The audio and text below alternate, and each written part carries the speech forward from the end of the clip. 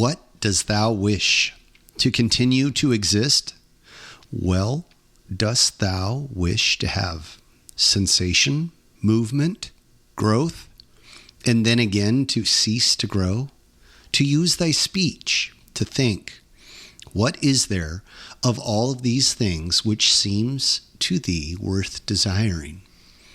But if it is easy to set little value on all these things, turn to that which remains, which is to follow reason and God.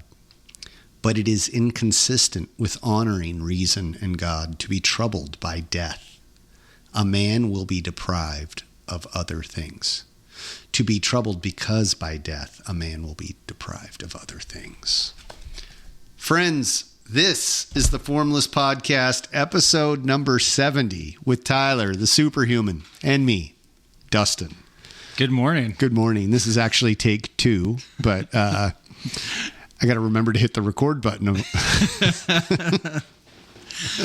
It's okay. Like you said, we're still learning. We're still learning. We're still figuring things out. Mistakes were made, but that's all right. You know? Episode 70, we're still figuring it out. Dust yourself off and keep going. You know, it's funny because like I listen to a lot of podcasts and I listen to Joe Rogan a lot, and he has really interesting guests. I think that is probably one of the coolest, from my perspective, one of the coolest aspects of his show. He always has somebody really interesting, and it's based off of what he's like into. Like he's had historians and Egyptologists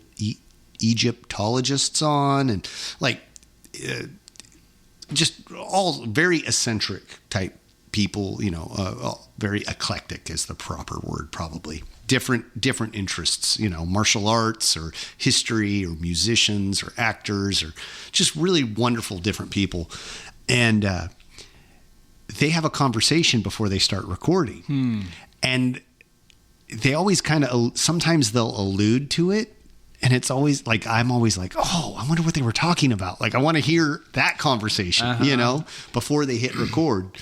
And we just had one of those. So neener. Now we know. Now we know. Except we thought we were recording. Yeah, exactly. Well, we were talking about lessons learned from doing the podcast, which is kind of what our topic is today. You know, just lessons that we've learned in life through martial arts, and like, what lessons have we learned in martial arts that we can apply to life? And we were talking about that, but in regards to podcasting. And you had said a couple of things, and right this second, I can't remember what it was that you had said. It was that we started out doing this podcast, and we just said, hey, let's do a podcast with what we've got. Yeah. And we then, looking back from where we are now to where we started, and it was this slow progression of like one foot in front of the other.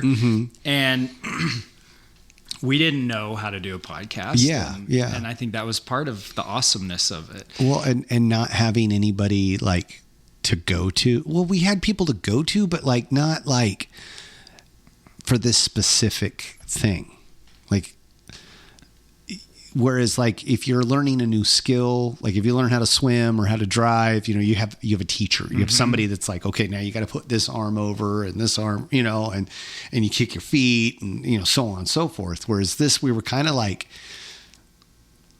people would send me a link to like a YouTube video, or like, hey, your gain's too high, or, you know, that kind of thing. Like that mainly Mark, you know, but thank you, Mark. Yeah, absolutely. Thank you. Not to discredit anything that guy's done. Right.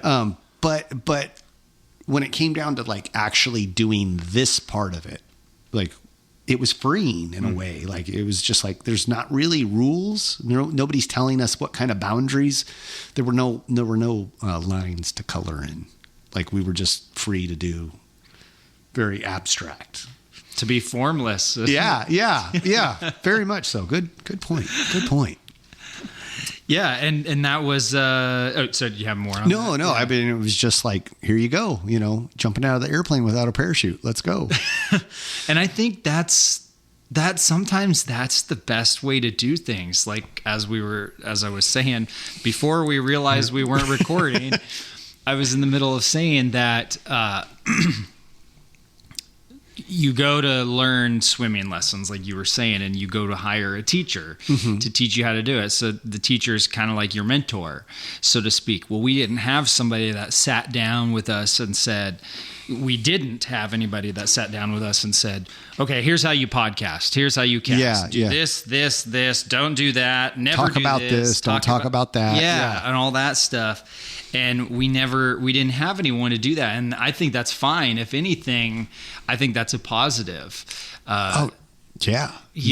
It's one, it's self-discovery. We've kind of figured this thing out, roundabout way ourselves.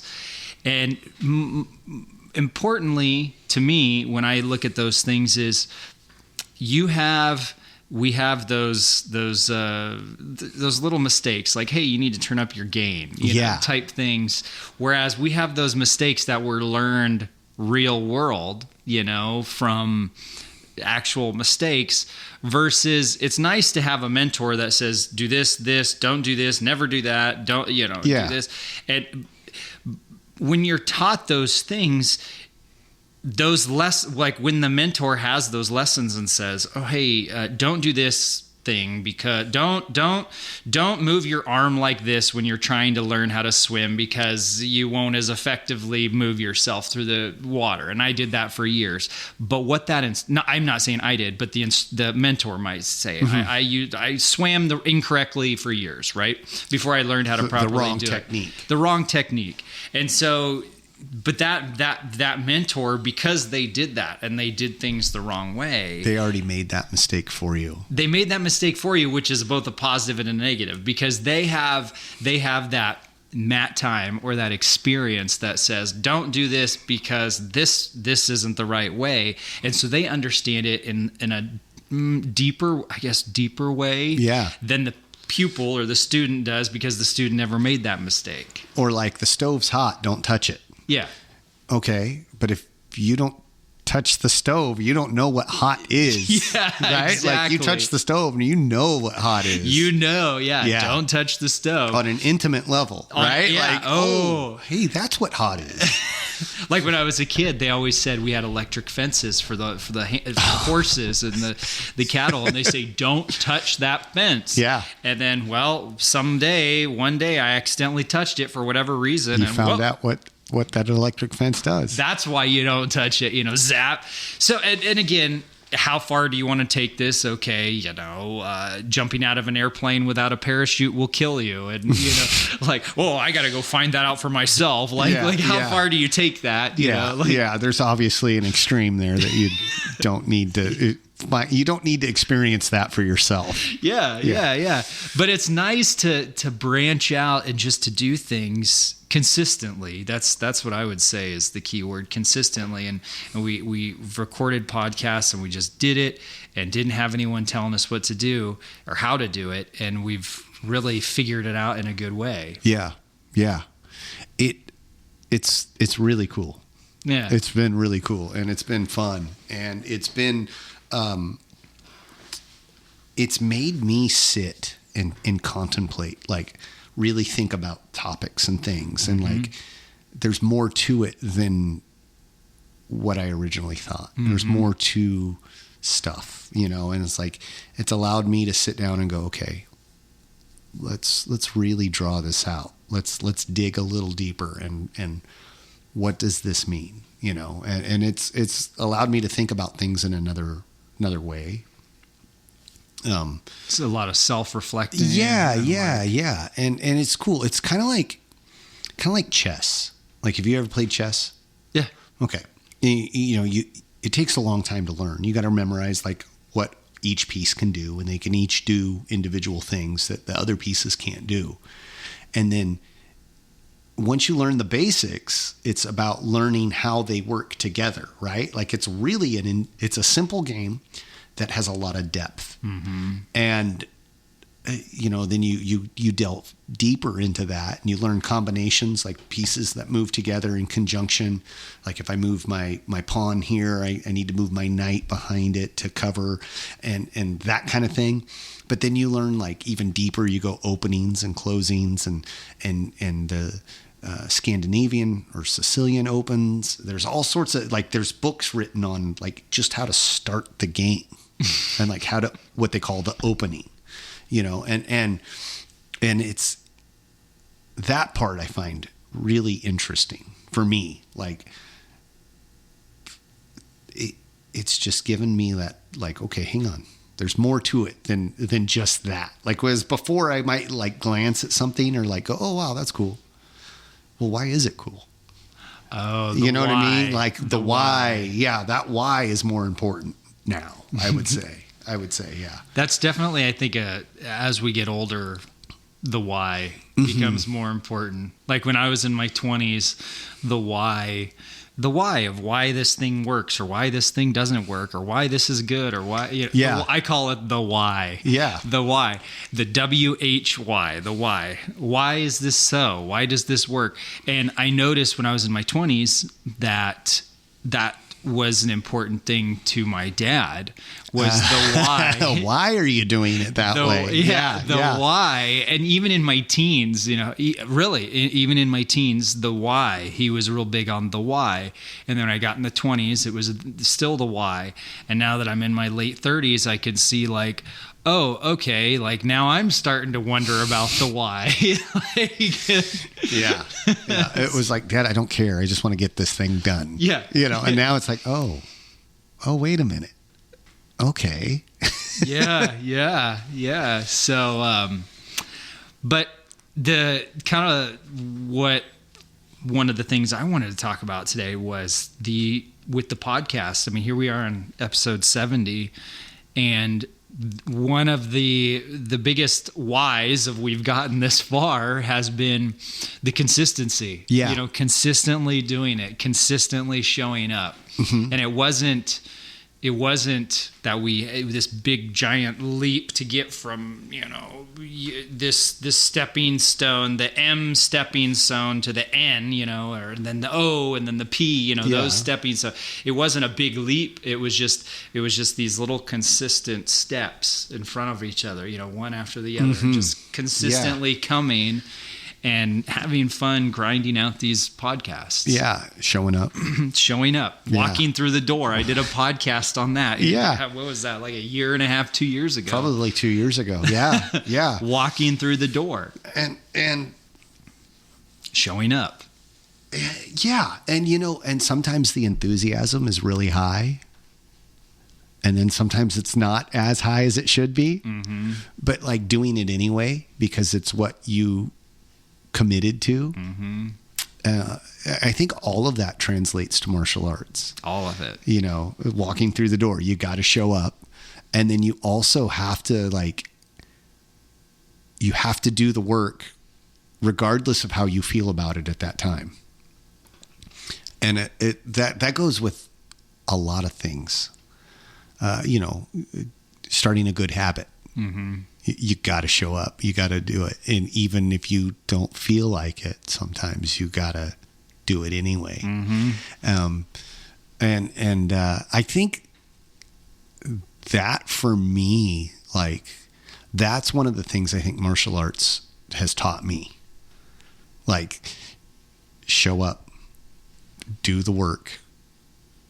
And it's irrelevant how you feel about it at that time. If you feel great about it, that's awesome, all the better. If you don't feel great about it, it doesn't matter that you don't feel great. You need to, if you want to improve, that's part of the struggle, And then that's part of the struggle, and it's your history and your struggle that you get to talk about one day, or 2 years from now on the podcast or something. Exactly. How serendipitous. No,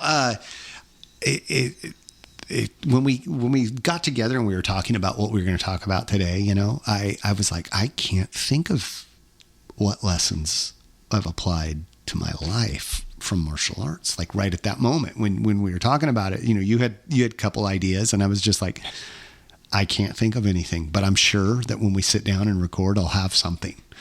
And one thing just came to me.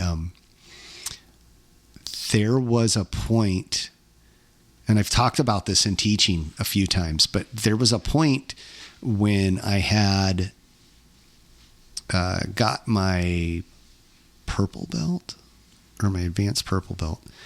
I didn't get the techniques. I didn't understand. Like for me to feel like I have something, like I understand something, like really understand it, I have to know the why. Mm-hmm. Why am I doing it like this? Why am I doing this like that? What's the purpose? For me to feel like I can do it, I have to understand those things. And it got to a point where I was contemplating like just walking away, just quitting. And I didn't want to do that for a number of different reasons. One, it was martial arts, like really, like I tell people it saved me. It fixed me. It changed my outlook on life. It made me a complete person. Like it made me a better father. It made me a better human being, more patient, more understanding of others. I don't fly off the handle as much. Like I feel like I'm more in control of who I am, and things don't bother me like they used to. I have an anxiety problem where large crowds of people or loud noise, like a busy shopping center or supermarket, will make me crazy. Like I've walked out of Winco so many times when I first got married. It's not funny. Like I literally would I can't handle this. I'm done. You're out. We're out. We're going to Safeway. I had that experience like a couple of weeks ago. Yeah. I went in there and I was like, this place is too crowded and too loud. Yeah. So I know what you're talking about. Yeah. But now I can look around and go, this isn't that big of a deal. And like, I can talk myself down most of the time. But anyway, so I'm purple belt, advanced purple belt. I can't remember exactly where I was, but I'm learning these techniques and I can't grasp it. They don't make sense. And I'm getting really frustrated with it. And I'm to the point where I'm like, okay, I either need to figure out how this works or I need to find something else, because this just doesn't make sense to me. And so it took me it took me a few months. So I was coming down and I hadn't told anybody about it. I hadn't talked to anybody. I didn't talk to the teacher.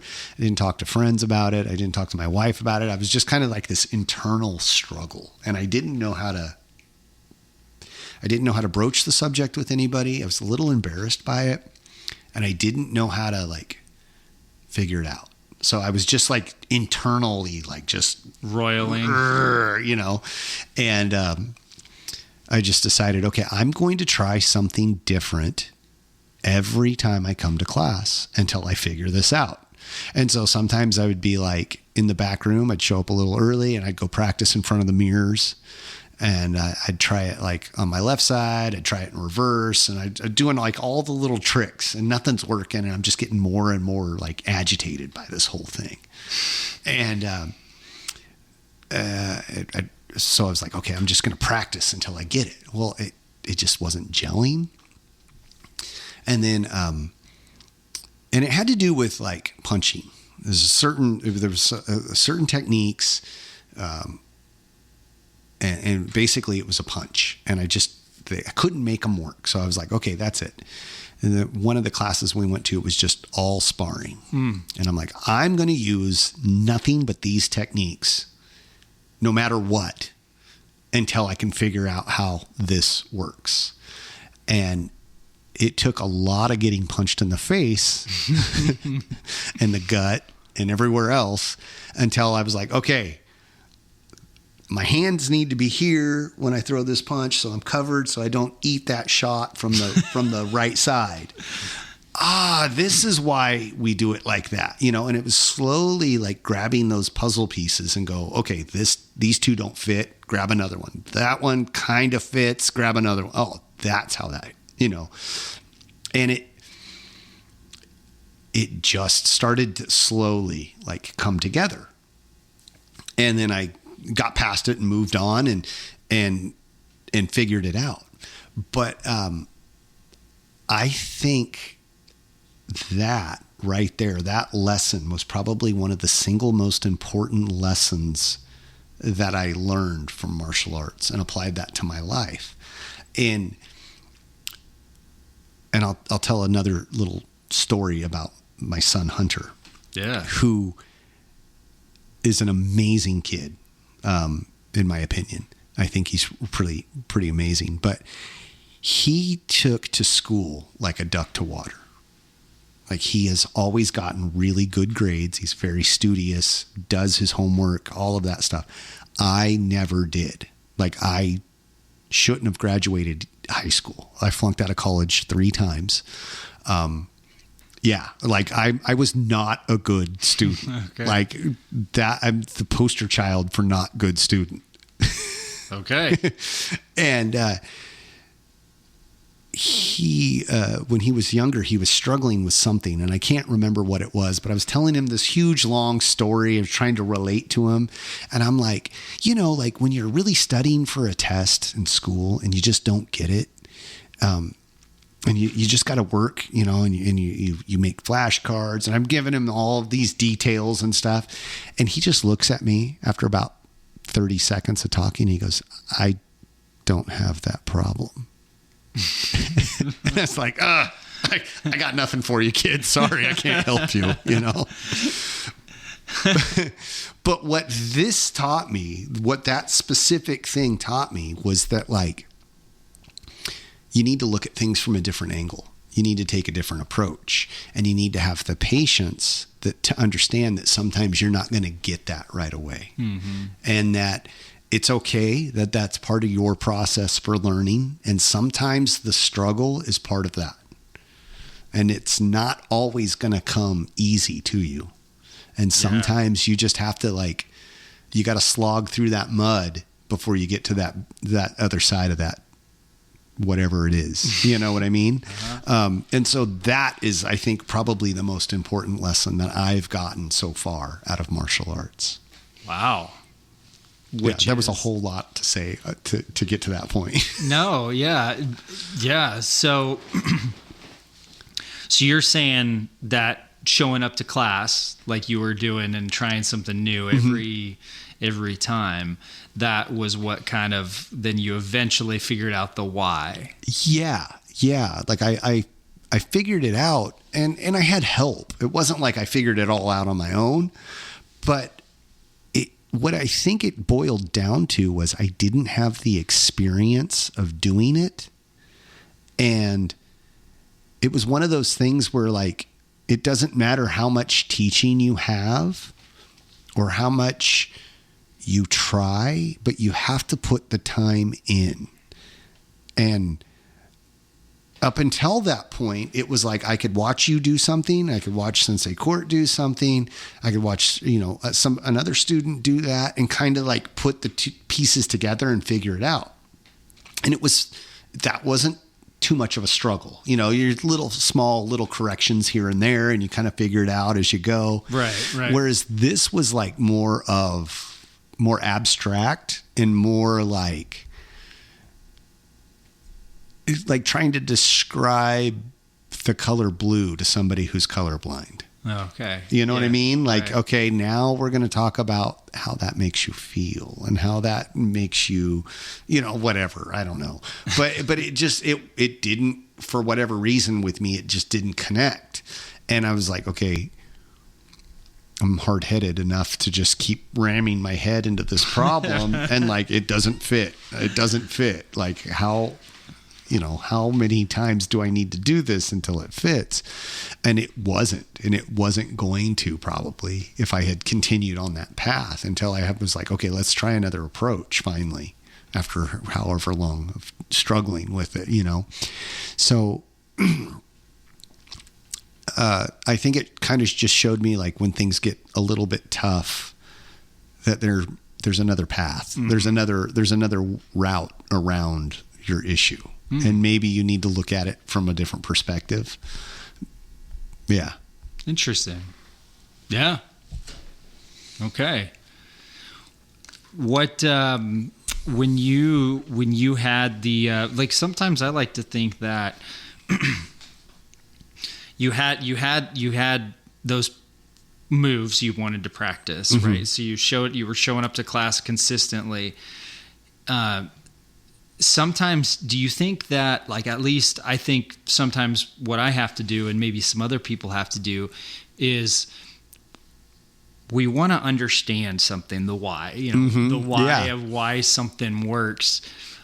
It's almost like you need experience doing those punches.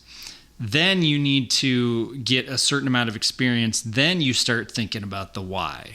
Or do you need the why up front? Like, you've never done ballet and the ballet teacher says, well, this is how you stand on your tippy toes and this is why you do it. Yeah. And you instantly get it, right? You're like, oh, I got it. Like, now I've just got to do it and my body's got to toughen up. Yeah.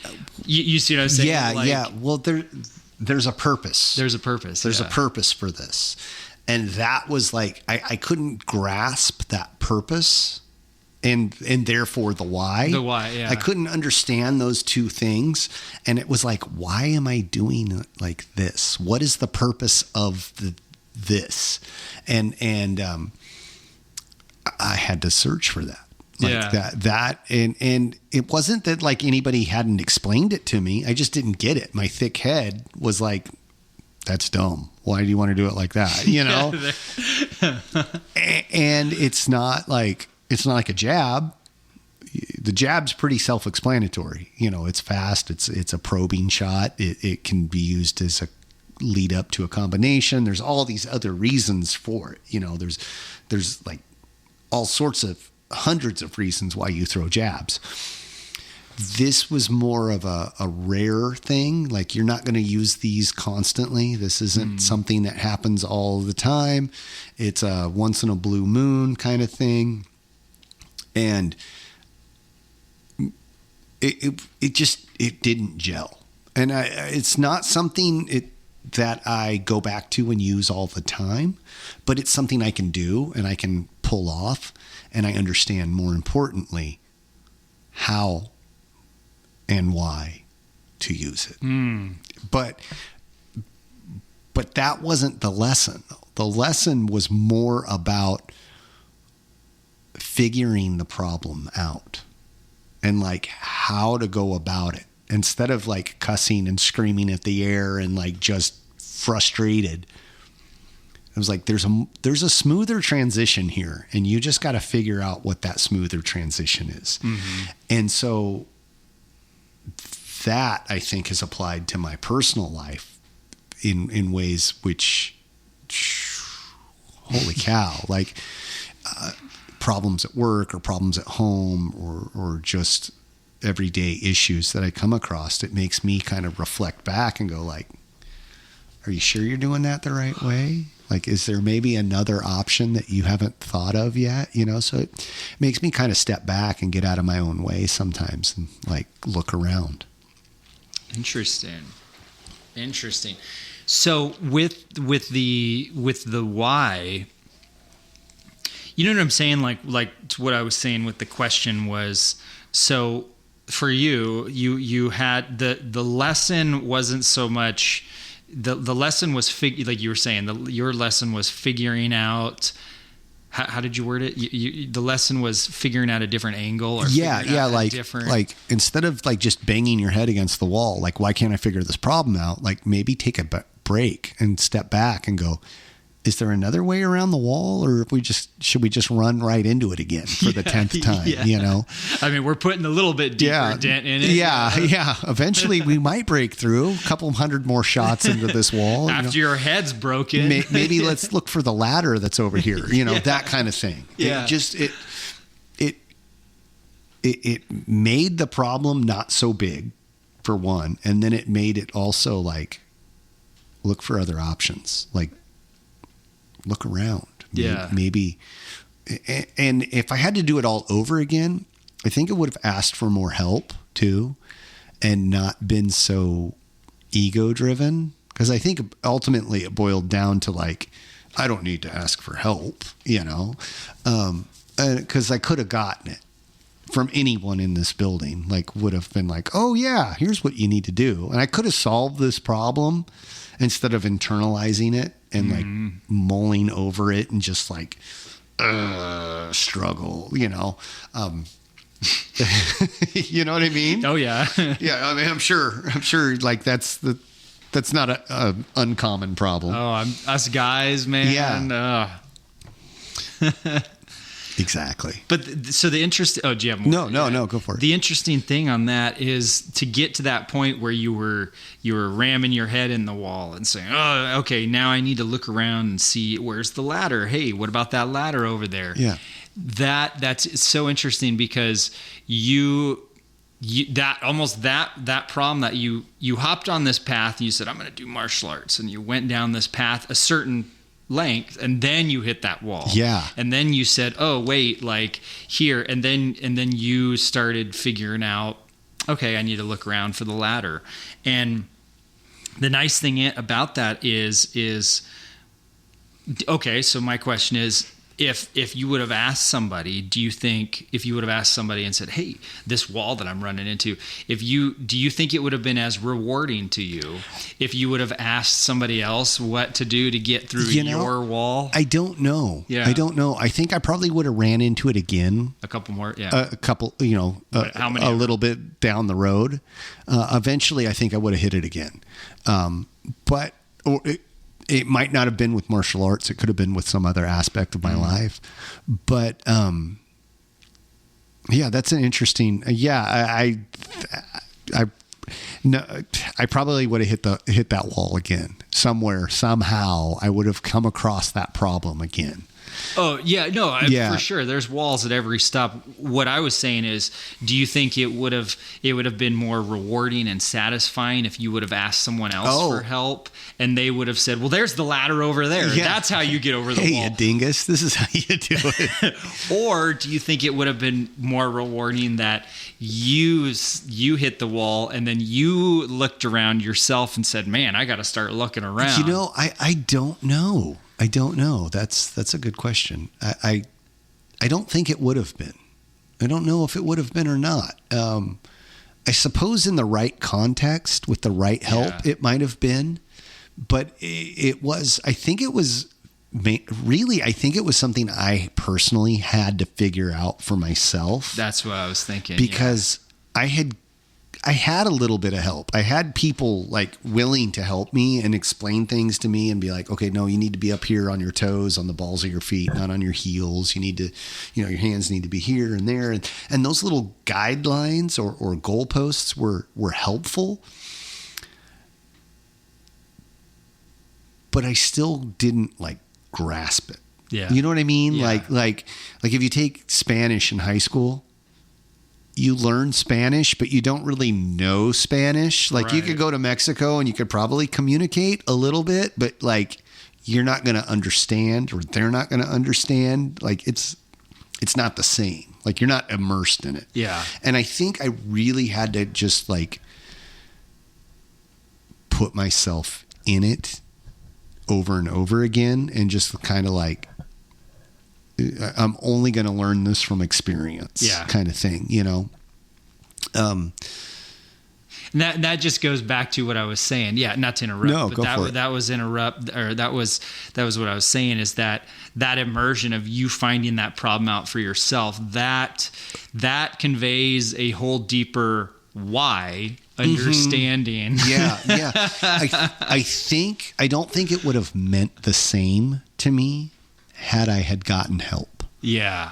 It was like a lesson that was like, oh, like this light bulb moment was like, that was like an important thing. I remember it and I go back to it and I tell the story to people when they get there, because I think everyone can relate to that. 'Cause like you may not meet that problem the same time or the same place that I did, but eventually in somebody's life, they're going to hit that problem. Yeah. They're going to hit a problem like that somewhere in their life. And they will have to figure that out either on their own or with somebody's help, and I kind of think like,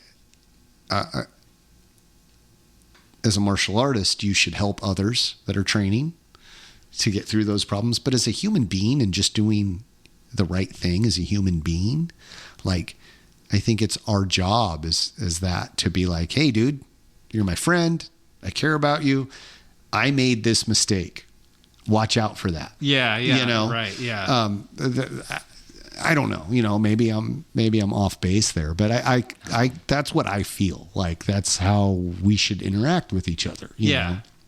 Yeah, because then if that didn't happen, then from the beginning of the world, nobody... Yeah, we'd all be in our own little corner. Making the same mistakes that we're all making. Like, and somebody was like, hey, this fire's warm. Check it out. Yeah. Makes food taste good too, You don't have to be cold all winter.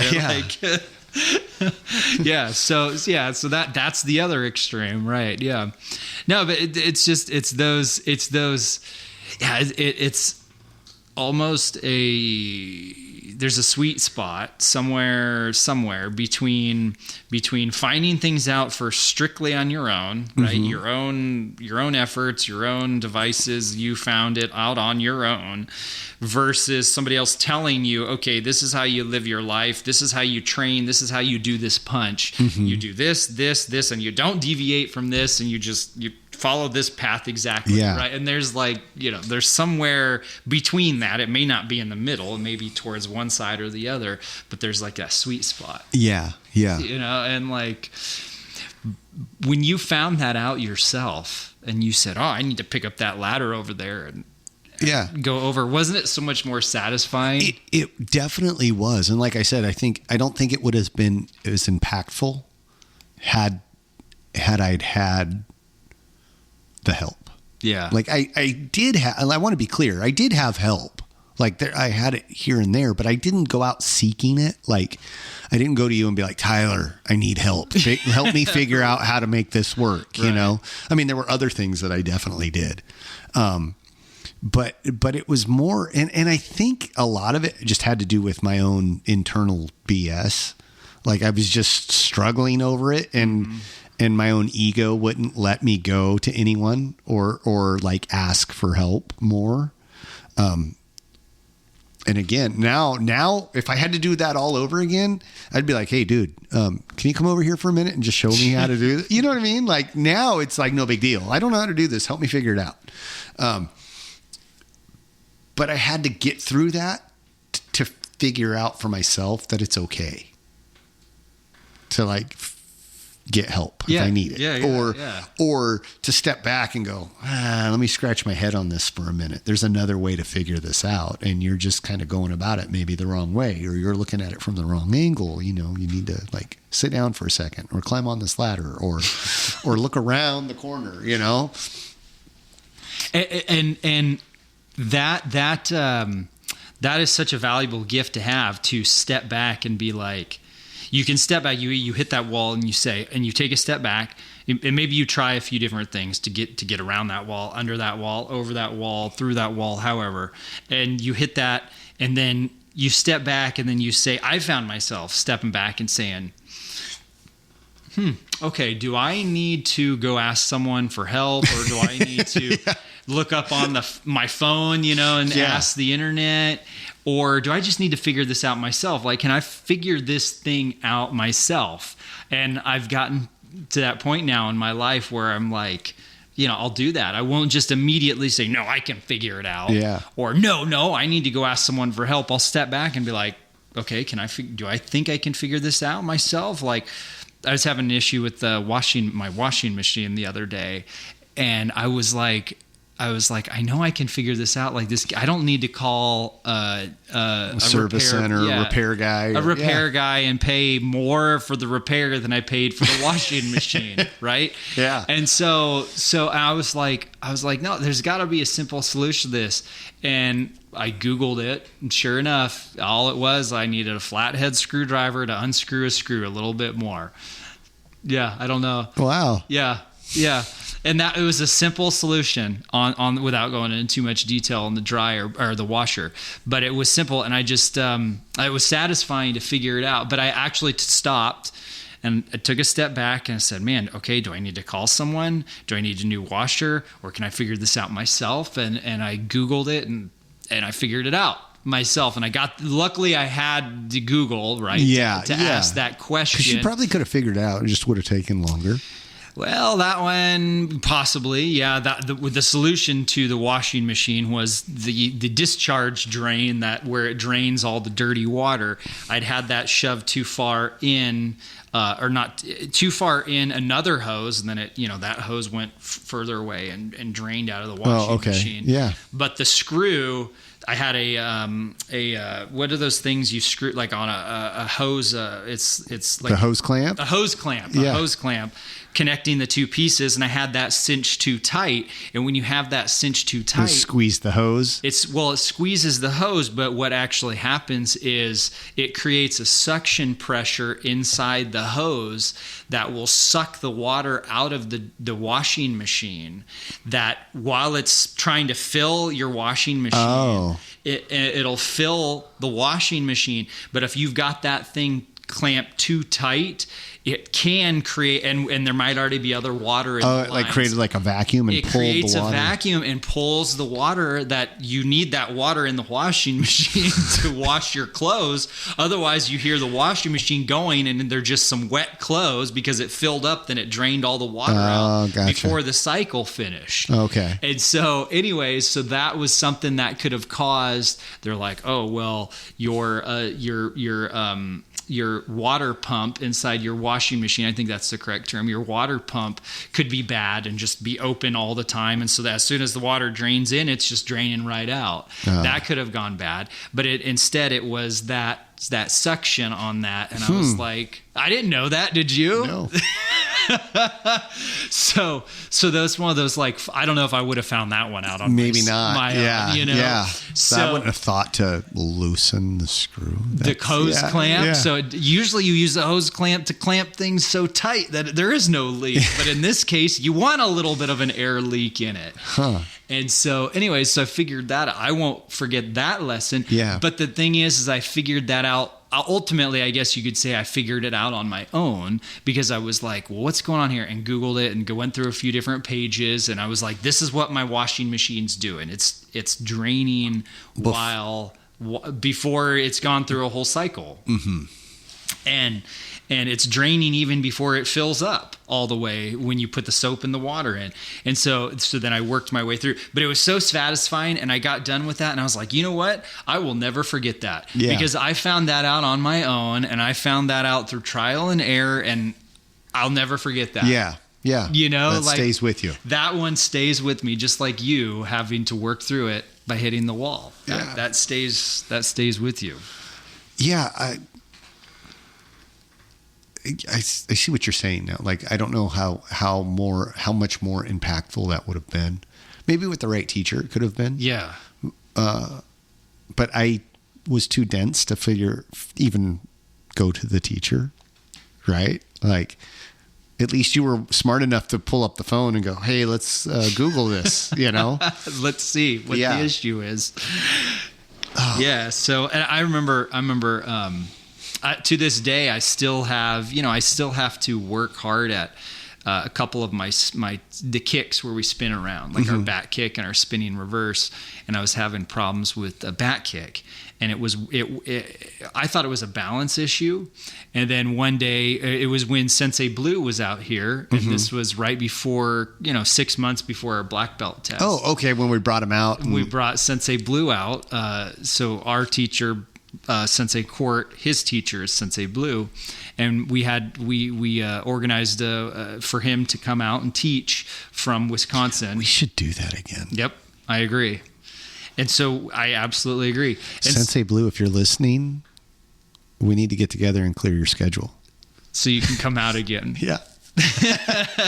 Anyway, go ahead. Sorry. No. And so so I was having problems with my back kick, and I did a private lesson with Sensei Blue, and he's like, well, what do you want to go over? And I told him, well, I'm having an issue with this. And he's like, oh, well, that's where your hands are. As you're spinning around and doing your kick, you keep your hands close to your head. And they're like, you keep your fists close to your face as you're spinning, and your fists are like planets orbiting your face. And so ever since then, I've had no problems with, I mean, I still have to work at it. But it's still... It's hard to demonstrate right now, exactly. Sitting down. But yeah, so that was an example of, I was like, I don't know what I'm doing wrong here and why I'm doing this. And I had asked a couple other people, and I got well, maybe you need to tighten up your core. And that was probably part of it too, tighten up your core as you're spinning around. Or you've got to just balance on one foot. More. And so I'd gotten pieces from other people that helped out, but it was really that piece of advice about him saying your fists orbit your face or your head as you're turning around. You don't throw your hands all the way out like to where they're almost extended from your body.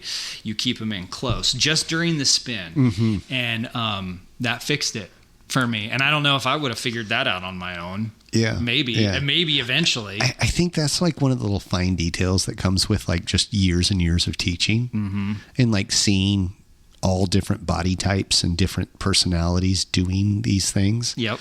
And just like, oh, you know what I mean? Like that's totally seeing it from a whole nother perspective or another angle, I've seen this literally thousands of times from thousands of different students, and like, here you go. Like that whole transaction probably took a minute, if that. Not even, if that. Yeah. He probably watched you do that about 3 times and was like, "Oh, do this." And you're like, "Oh, holy cow!" Yep.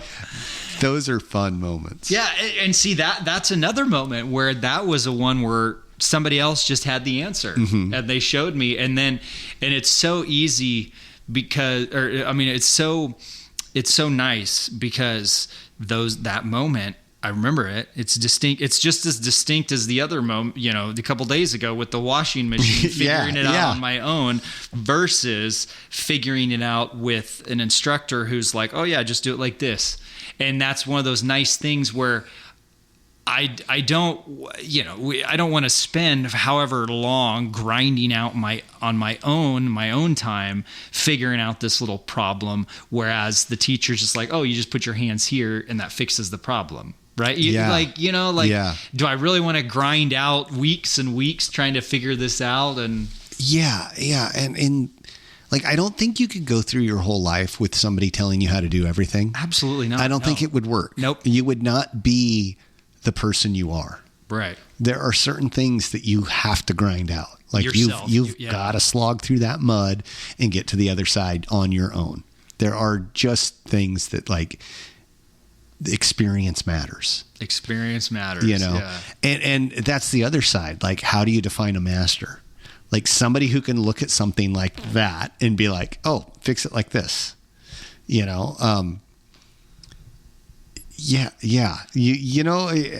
While you're slogging through the mud, the master might be, from the other side that you're slogging towards, he might be like, hey, cinch up your backpack a little tighter on your left side, lace up your boots, dummy. Lace up your boots. Like, he's over there talking at you. Yeah.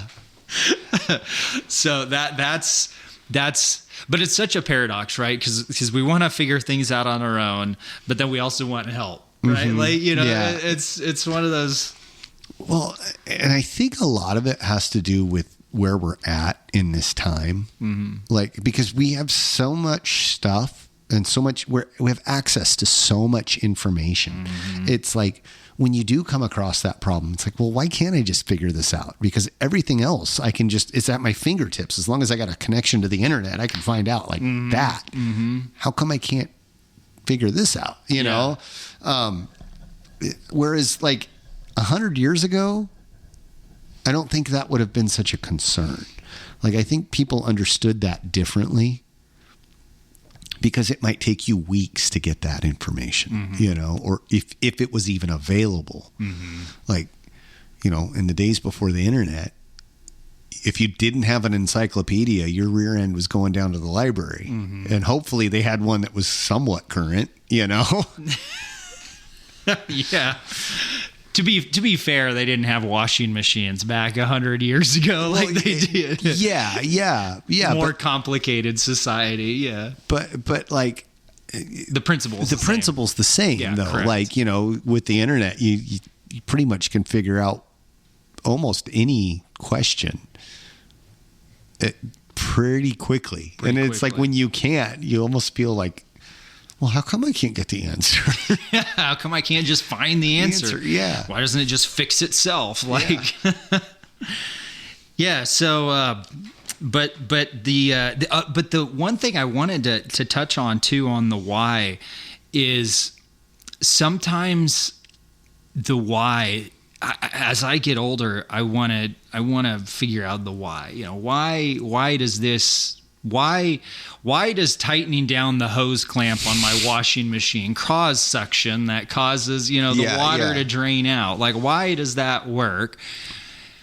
But then other times, the why has gotten more important to me as I've gotten older, and I noticed that as in older people, especially older men, the why is very important, right? And when we were younger, wasn't so concerned about the why. Yeah, we're curious when we're kids. Why does this work or why did that? But we just want the TV to turn on, right? We just want to watch our cartoons. We don't want to know why I've got to plug in the antenna and then why. Yeah. And then how the electrons and the cables come out of the, you know, the receptacle and power the TV and all that, or whatever those things are called, right? Like, that stuff's not important. Yeah, as long as I get the TV and cartoons, I'm good. Yeah. So the why so much isn't a big deal.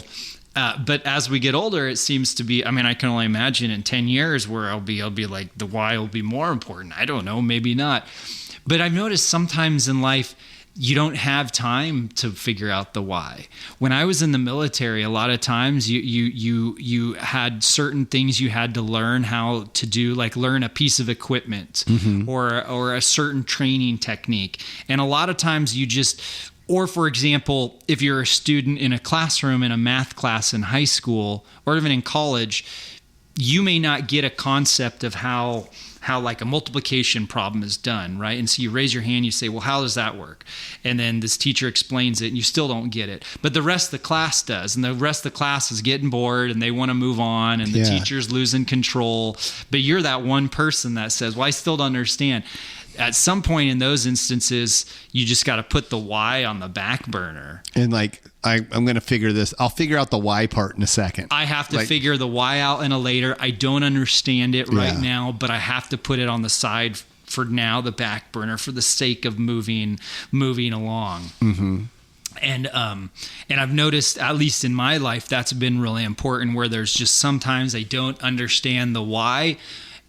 And if I sit there and try to figure, you're stuck. And then, you know, you might have to move forward a little bit over here, then move forward a little bit over here. Then by doing that, you learn the why over here, which then allows everything to be brought to the same level, if that makes sense. Yeah. I can imagine, like you were saying about the military earlier, I can imagine they don't have time to take every single person that doesn't fit in that mold and go, okay, guy, this is how you need to do this, and this is why we're doing it. They're like, no, figure it out.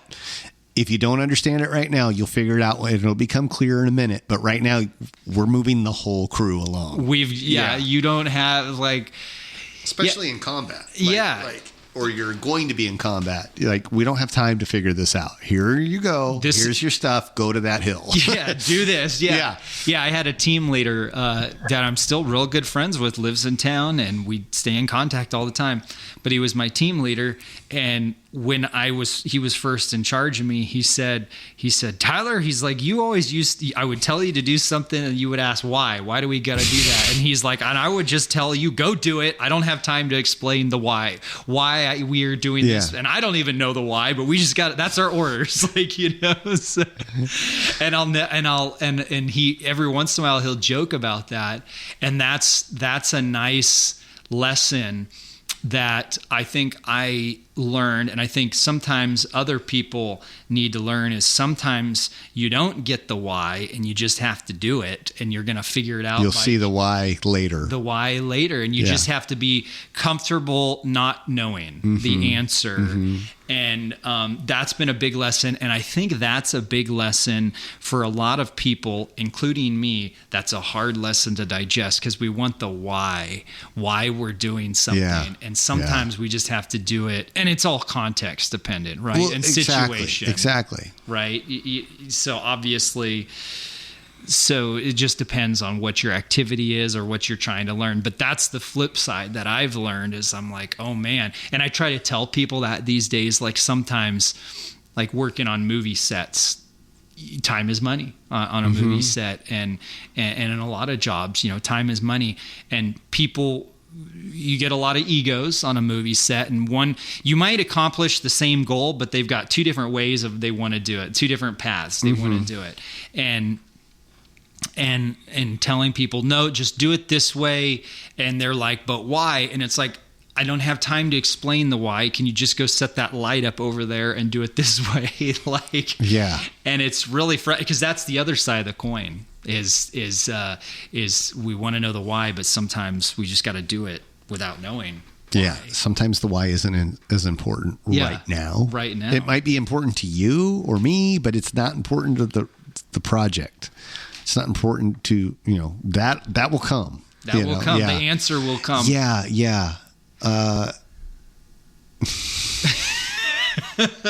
Paradox again. So many times. That's awesome. I mean, what do you think about that? No, I think that's great. That's great. That relates so well.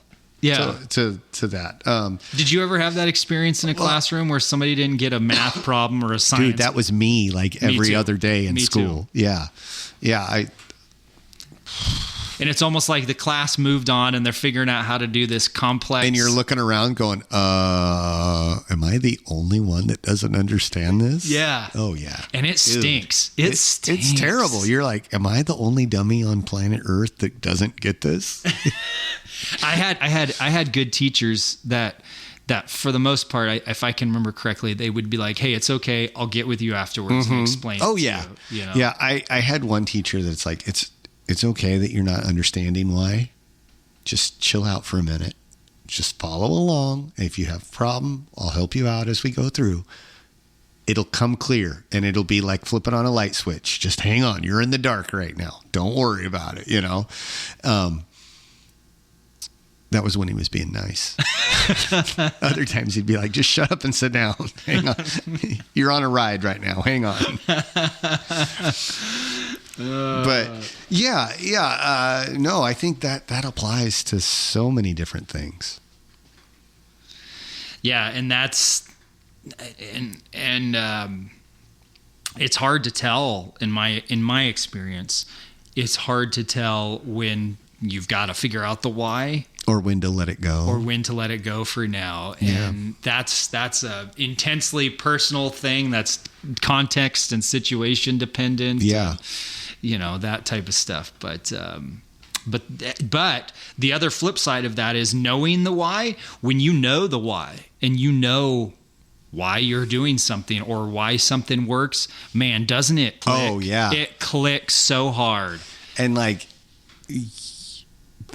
exactly. Yeah. And it's just like, it not only does it click, but it's like being able to spot, like, okay, when you're out in the hills and you see a deer before everyone else, it's like, bang, right there. And everybody's like, what are you talking about?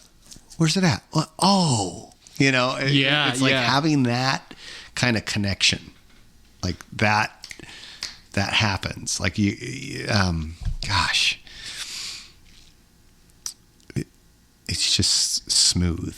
The transition from one thing to the next, like when you understand how all of that works, it's just like, oh, it's not a hurdle. It's not a problem. It's just like one foot in front of the other, baby, you know? And it's smooth. Yeah.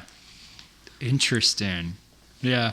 I don't know. When I spot a buck and I'm with my friends, I'm like, I spot a buck and I'll be like, hey guys, look at that other hill over there. Like, no, I don't do that, but that's what depends. Are you hunting? Hey guys, like, take your binoculars, look over at that other hill. I'll look at this one. Pow. That's awesome. That's awesome. I'm just kidding. I'm not like that. But yeah, that's I think that's what I have to say on that subject. Yeah. Right on. Yeah, I think we're good there. I think we're good. Hey, friends, thank you for being along on this ride with us through 70 episodes. Thank you for listening. Thank you for putting up with us. We appreciate it. We appreciate you. And hopefully you continue on to ride with us for 70 more episodes and beyond. If you like what we had here to say, please give us a shout out on social media. We're on the Instagram at Formless Pod. We have a Facebook group called The Formless Pod. We have an email address. You can email us your thoughts at theformlesspod@gmail.com. We have a website, theformlesspod.com. And also we have stuff to sell you so you don't have to walk around naked. We have shirts, sweaters, hats, backpacks, bags, stickers. I think that's everything. If not, if there's something that you want with our logo on it, let me know. We can put it on there, I'm sure. Thank you. Thank you all for being here, and have a wonderful evening.